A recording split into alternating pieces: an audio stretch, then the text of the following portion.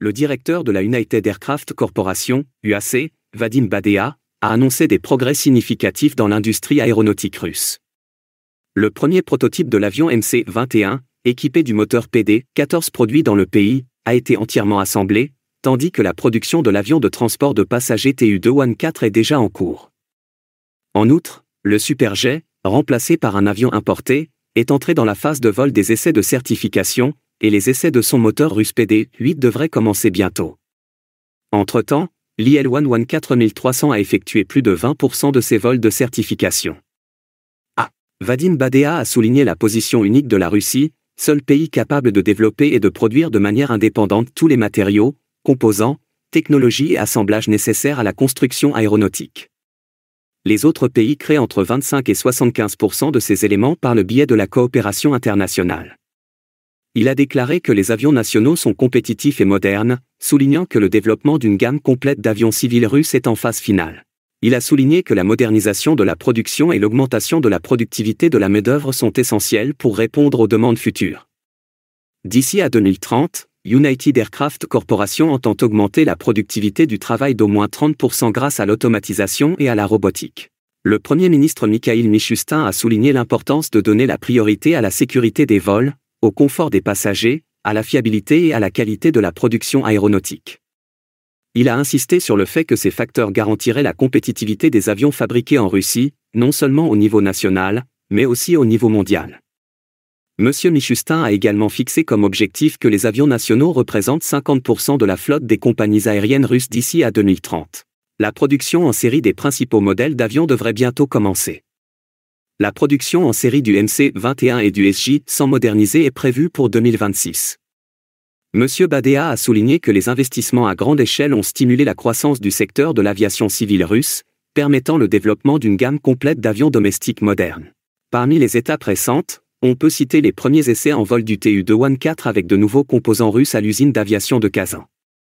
Le vol d'essai a duré 1 heure et 10 minutes, au cours desquels les systèmes critiques et l'équipement de bord ont été évalués.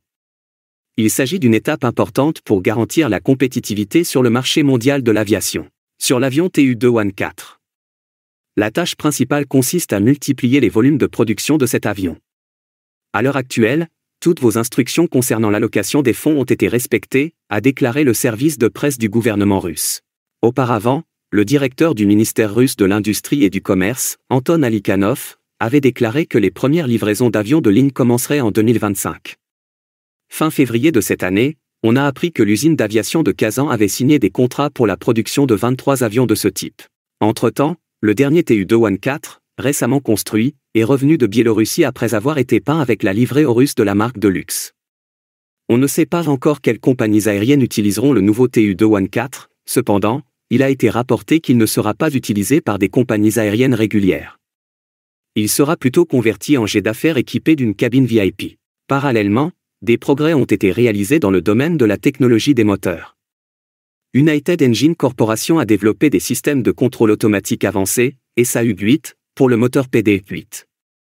Ces systèmes contrôlent des paramètres clés tels que la poussée, l'injection de carburant et la vitesse du flux d'air afin de garantir un fonctionnement stable et efficace dans des conditions extrêmes. Le SAU-8 a fait l'objet d'essais rigoureux et est maintenant prêt à être intégré dans les essais en vol de l'avion SJ-100. Malgré ces réalisations, il reste des défis à relever. Le programme global de développement de l'industrie russe du transport aérien prévoyait initialement la livraison de plus d'1 millier d'avions civils d'ici à 2030. Toutefois, des révisions en 2024 ont retardé de quelques années l'entrée sur le marché de plusieurs modèles. Par exemple, les livraisons en série du MC-21 ont été reportées de 2024 à 2025, tandis que celles du SSJ-New sont passées de 2023 à 2026. L'UAC prévoit de livrer 994 avions d'ici 2030 dans le cadre de son ambitieux programme d'investissement visant à revitaliser l'industrie aéronautique russe. En continuant à mettre l'accent sur l'innovation et l'autonomie, la Russie cherche à consolider sa position de leader mondial de la construction aéronautique tout en répondant aux besoins du marché national et international. Maintenant, vous pensez que les tests vont prendre beaucoup plus d'1 an? Nous vous invitons à aimer et à partager nos vidéos et à vous abonner à notre chaîne. N'hésitez pas non plus à adhérer à notre chaîne pour nous encourager.